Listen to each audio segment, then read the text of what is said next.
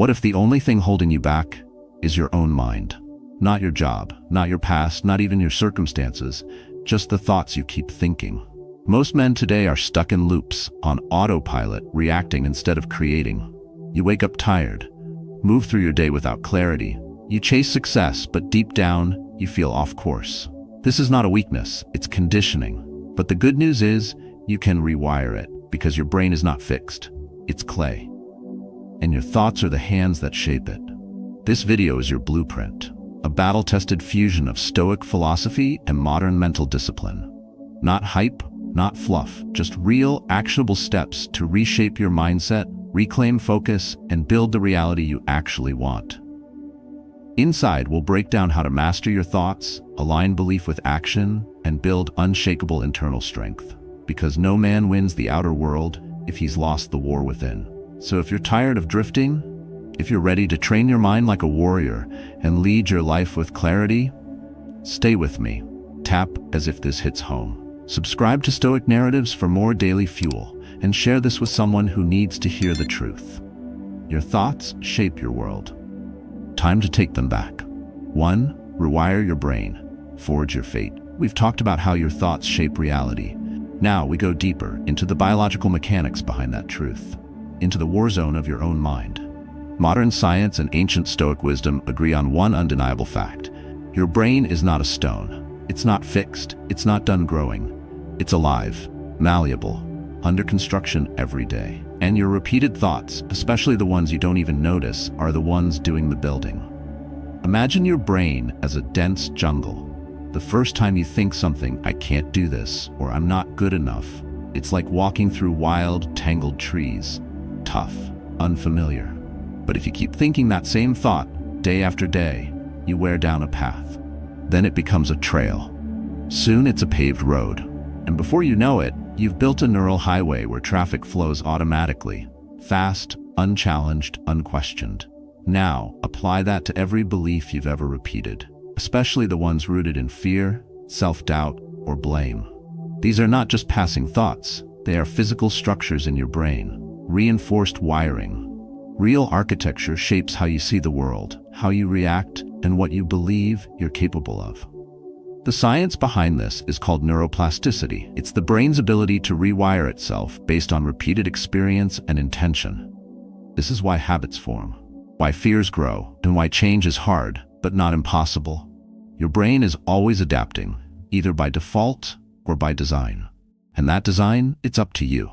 Stoicism echoes this truth in its own battlefield language.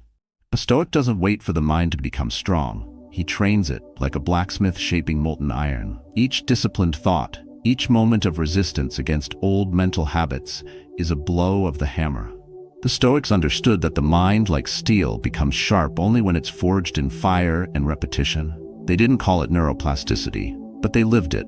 Daily journaling, constant self-examination, mental rehearsals of adversity, all to strengthen the most important battlefield, the mind. And this battlefield is active whether you're aware of it or not. If you don't direct the process, it will default to old grooves. Trauma, doubt, fear, culture, noise, all carving paths in your brain whether you approve or not. This is why so many men feel stuck, even when life on paper looks stable. You're walking someone else's neural pathways, someone else's blueprint, and you haven't picked up your own tools yet. But when you do, when you choose to deliberately rewire your brain, you reclaim your agency. It begins with awareness, catching the thought before it becomes a belief, recognizing the moment you say, I always mess this up, or I never follow through. That moment is a fork in the road. You can walk the familiar trail of self-sabotage, or you can stop, pause, and carve a new one.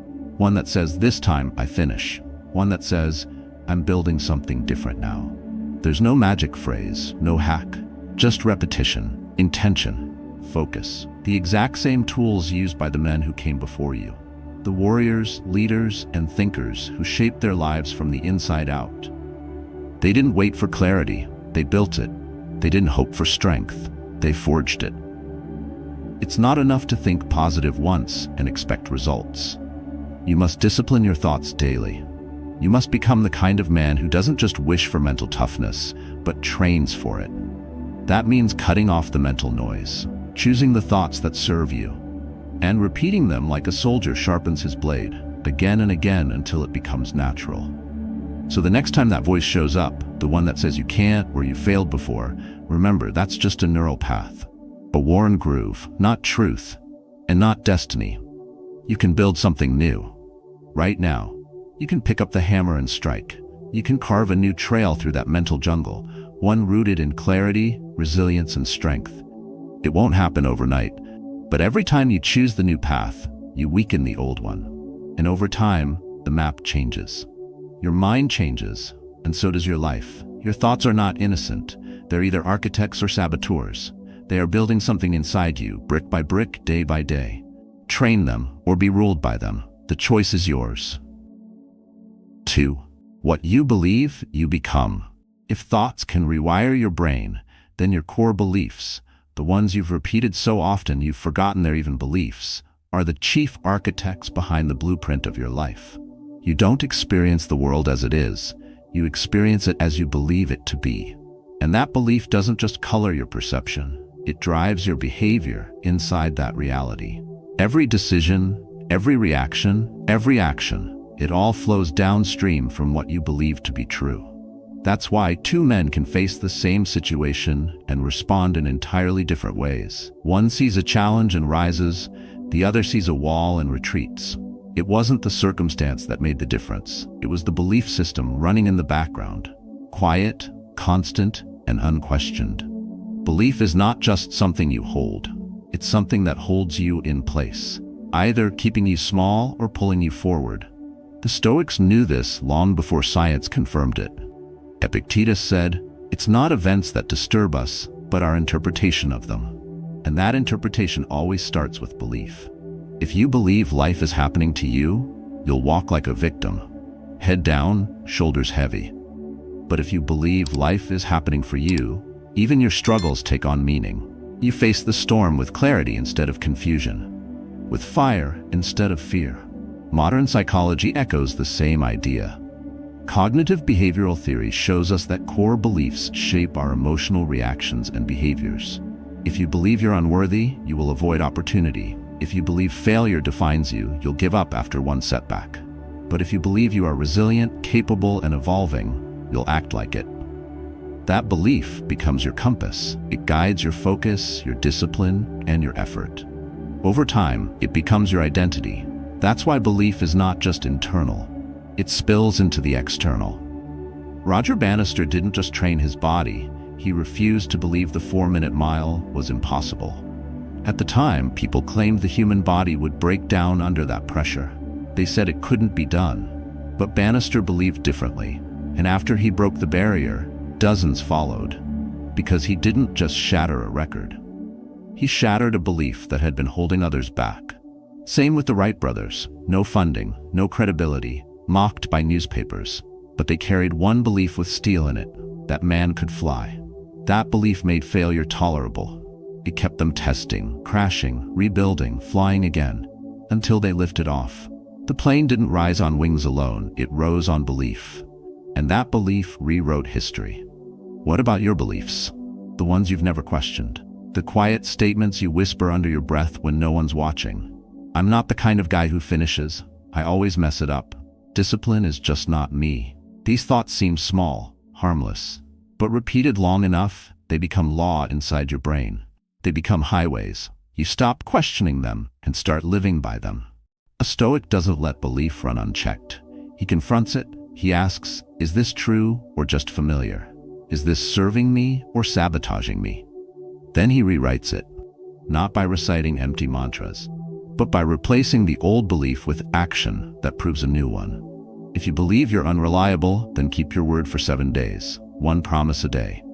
If you believe you always procrastinate, set a timer and follow through. Small acts repeated reshape belief. They lay down new tracks, new stories, new identities. This isn't about fantasy or fake positivity. It's about deliberate mental engineering. You have to step into the fire of discomfort. You have to act before the new belief feels natural. That's where most men fail. They wait to feel confident before moving.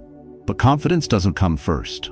Proof does. And proof only comes from taking aligned action, especially when your mind is filled with doubt. Your beliefs are either cages or fuel. They hold your energy hostage, or they unlock your highest clarity and purpose. You don't need to believe something big right now. You just need to stop feeding the lie. Starve the old beliefs. Replace them with something real, something tested, something earned. The world doesn't need more men pretending to be strong. It needs men strong enough to question the blueprint inside their heads and brave enough to build a better one. Start by naming one belief that's held you back. Break it down. Rewrite it with truth, then prove it with action. Do it again tomorrow and the day after. Because what you believe, you become. And the man you become, that is the life you create. 3. Silence the lies. Stop thinking like a victim. Who's your harshest critic? It's not your boss. It's not your rival. It's not even your partner. It's that voice inside your head, the one that whispers when things go wrong, the one that turns minor setbacks into personal disasters, the one that always finds a way to make you the problem. And the more you listen, the more it rewires your brain to expect failure, fear judgment, and question your worth. You don't even notice it at first. It speaks in familiar tones. It sounds like you, but it's not true. It's a distorted echo of fear, doubt, and stories you've carried for too long. These distorted thoughts, what psychology calls cognitive distortions, are silent saboteurs. Catastrophizing, where you assume the worst possible outcome. Mental filtering, where you block out every success and fixate on one failure. All or nothing thinking, where you see yourself as either perfect or broken, nothing in between. They sneak into your thinking, not with force, but with repetition. Left unchecked, they shape how you feel and what you do. They shape your reality, not because they're true, but because you react as if they are. A Stoic doesn't bow to these internal lies. He confronts them, calmly and clearly. He separates the event from the interpretation. One man gets criticized by his boss and spirals. I'm done. I'm about to lose everything. I've failed. Another hears the same criticism and responds differently. My boss didn't like this part. I'll ask better questions, improve it, move forward. Same event, different reality. Because the second man didn't let emotion become narrative. He stopped the distortion before it turned into identity. This is where the discipline of the mind begins, not in avoiding difficulty, but in choosing your response to it. Stoicism teaches that you may not control external events, but you always control your inner dialogue. That's your domain. That's your arena. And if you don't take responsibility for the story you're telling yourself, someone else, or some old version of you, will write it for you. Your thoughts are not harmless. They form loops, and those loops lead to beliefs, and those beliefs guide your actions. One small distortion, left unchallenged, becomes a self-fulfilling prophecy. You act like the man you think you are, not the one you could become. You hesitate because of an assumption. You shrink back because of a prediction. You say no before life even asks the question. But there is a way out. It begins with awareness. The next time your inner critic speaks, catch it. Don't fight it, just name it. That's catastrophizing. That's a filter. Awareness breaks the trance. Then, choose clarity over fear. Replace the lie with something accurate, not artificially positive. Not fake encouragement, just the raw truth. This is hard, but it's not over. I made a mistake, not an identity. That shift in wording shifts your physiology, your decisions, your future. The Stoics didn't believe in numbing pain. They believed in owning perception, in examining emotion, in mastering thought before it becomes action. They journaled their struggles, they rehearsed adversity. They anticipated difficulty, not to avoid it, but to walk into it fully prepared.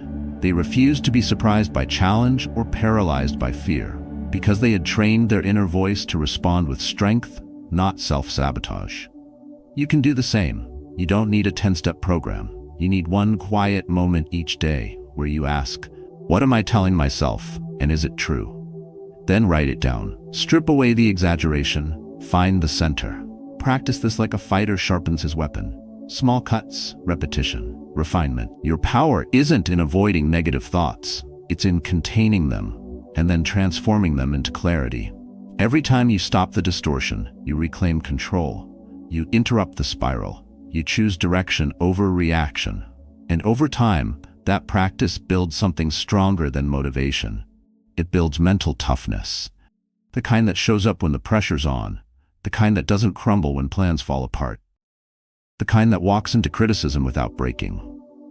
So the next time you hear that voice telling you you're not enough, that it's too late, that you always mess it up, pause. That's not your enemy. That's your training ground.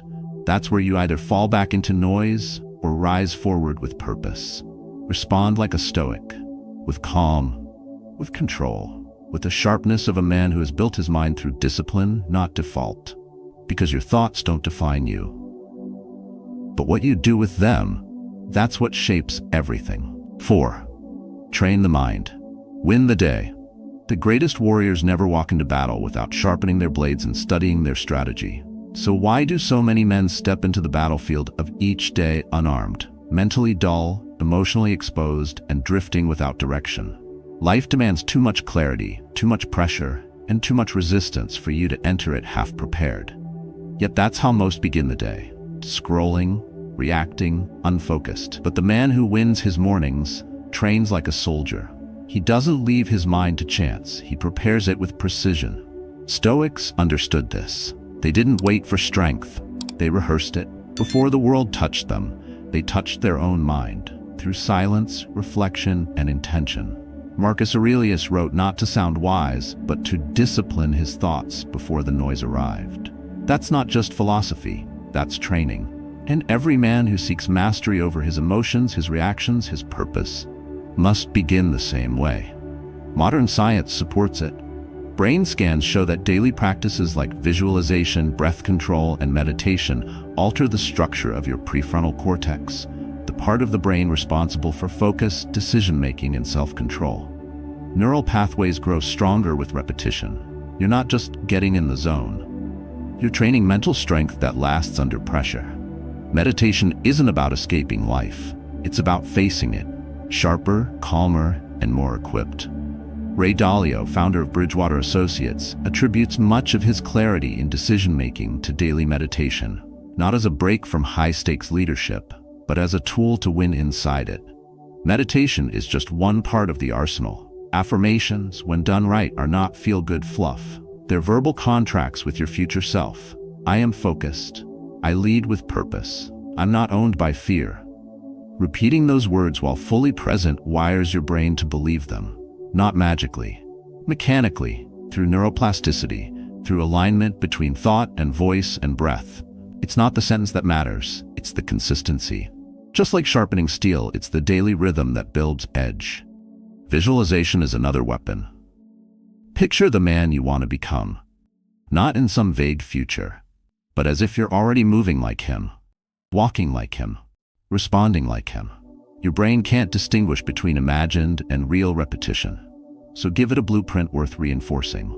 Athletes do this before the game, fighters do it before the bell, CEOs do it before high-stakes moves, and warriors of the mind do it before the day begins. You're not visualizing because you're weak. You're doing it because you're aiming. That's the difference. But training the mind isn't just internal, it's environmental, the space you wake up in, the people you allow into your mental orbit. The first 15 minutes of your day can build momentum or sabotage it. Feed your mind garbage, doom scrolling, anxiety, noise, and you set the tone for reaction. Feed it stillness, clarity, focused intention, and you set the tone for command. You don't need a monastery, you need a decision, a simple rule. Don't let the world in before you've gone inward. A man's routine doesn't need to be complex, it needs to be owned. One a deep breath before checking your phone. One written thought before opening emails. One stretch, one cup of water, one commitment for the day. These tiny acts are not trivial, they're declarations. They say, I own this day, I set the tone, I lead from within. And when repeated daily, they build a mental armor that's harder to shake when pressure rises. Every morning is a forge. Your thoughts are the fire, your actions are the hammer, and your mind is the blade. Skip the ritual and the edge dulls. Show up and the edge sharpens. This isn't motivation, this is engineering. You're not looking for hype, you're building mental clarity, one repetition at a time. Discipline doesn't begin when you feel ready. It begins when you're tired, when the world is loud, when excuses whisper softly. that's when the ritual matters most. The man who trains when it's easy is common. The one who trains when it's hard, he becomes rare. And rare men build rare lives. So tomorrow, don't walk into your day unarmed. Step into it like a warrior. Mind sharp, breath steady, vision clear. You don't need an hour, you need intention. 5 minutes of mental preparation can change 12 hours of action. That's not a theory. That's what the battlefield proves every single day. You either train your mind, or life will train it for you. And the world doesn't care if you're ready, but your future does. 5. From thought to warpath. Write, act, conquer. How many powerful ideas have died in your head because they never made it into the light? The truth is, having an idea isn't enough. The most important leap isn't inspiration, it's execution. Every man gets flashes of clarity. Few ever capture them, and even fewer act. So the gap between who you are and who you could become stays wide, not because you lack potential, but because you never built a bridge. That bridge begins with something deceptively simple. You write it down. The pen is not for poets. It's a weapon for warriors. When you write your goals, your standards, your reflections, you move them from the fog of thought into the world of form. Writing is an act of translation. It forces clarity. It kills vagueness. It shows you if what you're chasing is real or just noise. And once it's on paper, it becomes a contract with yourself, with your future. This is not a theory. It's how leaders have sharpened their minds for centuries. Marcus Aurelius didn't write meditations for the world. He wrote it for himself. A Roman emperor, surrounded by war, betrayal, and power, carving space each morning to journal his principles, check his impulses, and recalibrate his soul. Those pages were not a diary. They were his command center, his forge, his compass. Without them, the empire might have had a ruler, but it wouldn't have had a philosopher king. Modern science backs this practice. A study from Dr. Gail Matthews at Dominican University showed that people who wrote their goals down were 42% more likely to achieve them. Why? Because writing activates more of your brain. It forces specificity, and it creates a visual cue, a mirror that doesn't lie. A goal unspoken is a ghost. A goal written is a target, and targets can be hit. But don't just write goals. Write yourself into discipline, into clarity, into strength. Use writing as a blade to cut through the noise, to strip excuses, to track your training, not just at the gym, but in the mind. Ask questions. Where did I fall short today? What emotion ruled me? What belief guided my actions? What needs to be improved tomorrow? This isn't self-help fluff. This is battlefield debriefing. And if you're serious about mastery, you need it.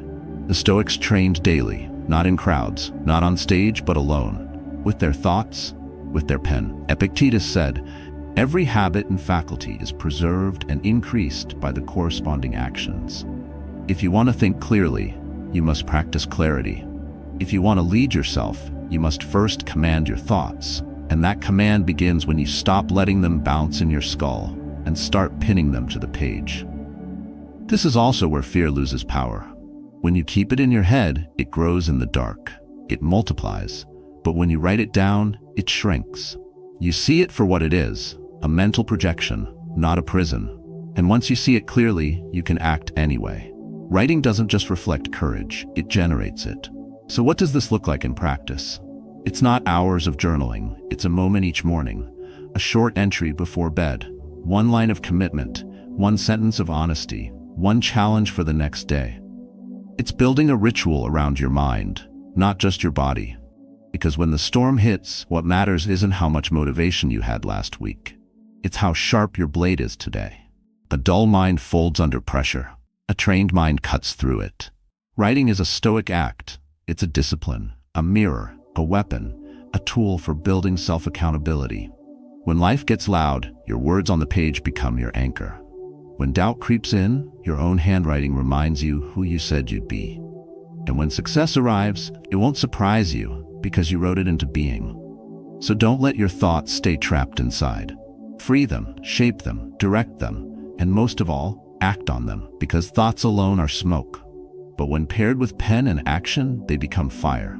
And fire moves things. You don't need another idea. You need execution. You need structure. You need proof. Write it down, make it real, then move. That's how inner power becomes an external victory. That's how a man rewires not just his mind, but his entire life. 6. Your environment is either your ally or your enemy. Have you ever noticed how your mood or mindset suddenly shifts after talking to someone or after watching a certain type of content? One moment you feel sharp, focused, ready to move. The next, you're drained, agitated, or filled with doubt. That shift isn't random. It's environmental, and it's happening more often than you think. The truth is that your surroundings are shaping your mind far more than you realize. Every voice, every screen, every space you step into, it's either strengthening your mental clarity or chipping away at it. Slowly, quietly, but relentlessly. Most men underestimate this. They focus on mindset but ignore the forces feeding it. You can train your thoughts, master your discipline, and even visualize your goals. But if you're constantly immersed in negativity, noise, and weakness, your mind becomes reactive instead of focused. Your thoughts become scattered. Your discipline erodes. Not because you've changed, but because the current around you did. The Stoics were ruthless in guarding their internal space, not through isolation, but through intention. They chose what they absorbed. They filtered who they listened to. They understood that the wrong influence tolerated long enough becomes a parasite on your clarity. Seneca warned about wasting time with the ignorant. Epictetus reminded students to walk with the wise or risk drifting into mediocrity. The principle is timeless. Who and what you let in shapes who and what you become. Science supports it. Behavioral psychologists know that the environment drives habit. It's why addicts in recovery are told to remove themselves completely from old neighborhoods, old routines, and old friends. Because one familiar scent, one old conversation, one street corner can trigger a spiral. And it doesn't just apply to addiction. It applies to everything. Your focus, your goals, your identity. Change the input and you change the output. So ask yourself honestly, what are you letting in every day? Who are the people you text most? What kind of conversations fill your mornings? What does your workspace look like? What content are you feeding your mind when no one's watching? These aren't small details. These are the architects of your thoughts. Your phone isn't neutral. Your room isn't neutral. Your friends aren't neutral. They are either reinforcing your standards or slowly lowering them. And if you don't protect your environment, your mind becomes a landfill for distraction and defeat. But this doesn't mean cutting everyone off or living in silence. It means curating your surroundings with precision. Just like you wouldn't train with broken weights or eat food that poisons your body, don't tolerate inputs that weaken your mind. Build a space that sharpens you. Surround yourself with people who demand more from you, not less. People who speak with purpose, not pity. Who act with discipline, not distraction. Even your physical space matters. Natural light, order, simplicity, these are not luxuries. They are signals to your brain. They say, this place has intention. This man has a purpose. You don't need a fancy studio or a monk's chamber. You need to order. You need symbols of who you're becoming. A quote on the wall, a list of non-negotiables, a clean surface that reflects a clean state of mind. And when it comes to the digital environment, the stakes are even higher. Your feed is not entertainment. It's programming. You are rewiring your brain every time you scroll. So follow people who build, not break, who challenges, not coddle. Unfollow anything that floods your head with doubt, anger, victimhood, or mindless pleasure. You are the gatekeeper. Every tap is a choice. Make your inputs strong enough, and eventually your mind doesn't need hype to act. It moves from alignment. It moves from rhythm. You don't need to force motivation when your environment already speaks your values back to you. This is how real mental discipline is sustained, not through willpower alone, but through the ecosystem. When your surroundings support your identity, the effort becomes natural. Momentum builds. Clarity sticks. You stop drifting back into who you were, and you stay grounded in who you are becoming. So don't just rewire your thoughts, rewire your space, rewire your social circle, rewire your inputs, and do it like a man preparing for battle. Because in many ways, you are. The enemy is not out there. It's the quiet erosion happening in your environment every day when you're not paying attention. From now on, pay attention, because your mind is the battlefield. And the world around you is either sharpening your blade or rusting it. Turn every setback into steel. Adversity isn't a detour. It's not a signal to turn back.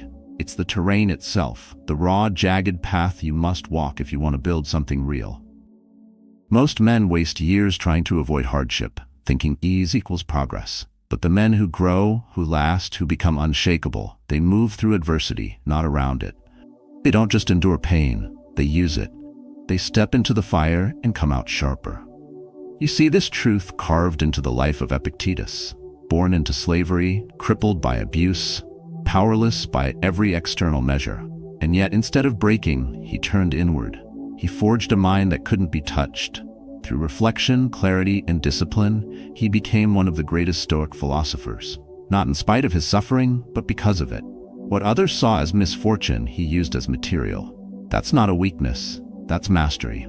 Stoicism teaches exactly this, that we are not shaped by comfort, but by the struggle we choose to endure, and how we face what we cannot control. The Stoic doesn't look for pain, but he doesn't flinch from it either. Because he knows something most don't. Pain is information. It reveals, it strips away the unnecessary. It points to what's still soft, still reactive, still untrained. That sting in your pride, that loss, that failure, it's not the enemy, it's the forge. It's where you sharpen your edge. Modern psychology backs this up. Resilience research shows that the key to growth isn't avoiding setbacks, it's how you interpret them. Men who see failure as feedback, who frame pain as a signal, not a sentence, bounce back faster, stronger, and clearer. Neuroplasticity responds to emotional intensity. That means adversity literally reshapes your brain faster than comfort ever could. If you meet it with awareness and discipline, it becomes the perfect training ground. But here's the catch. Most don't meet it with awareness. They collapse, they spiral, they blame, because no one ever taught them how to suffer well. No one ever handed them the mental framework to hold the weight without breaking. That's why Stoic thought is still relevant today.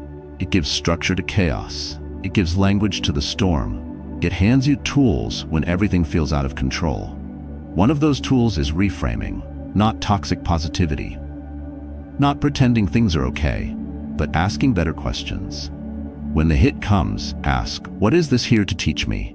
What strength must I now build? What illusion is being broken? These questions shift your posture from victim to student, from panic to presence, from collapse to creation.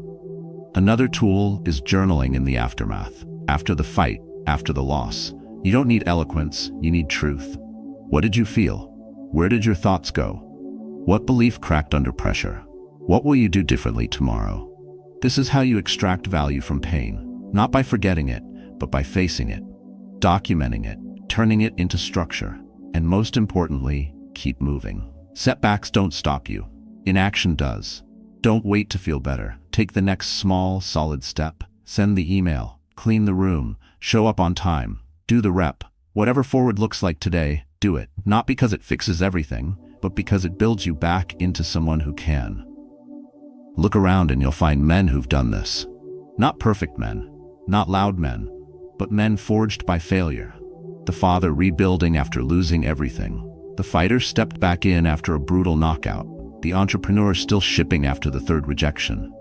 They don't speak in speeches. They walk in weight. They carry something real. And you can too. Every setback you faced, every time you were betrayed, embarrassed, underestimated, was material.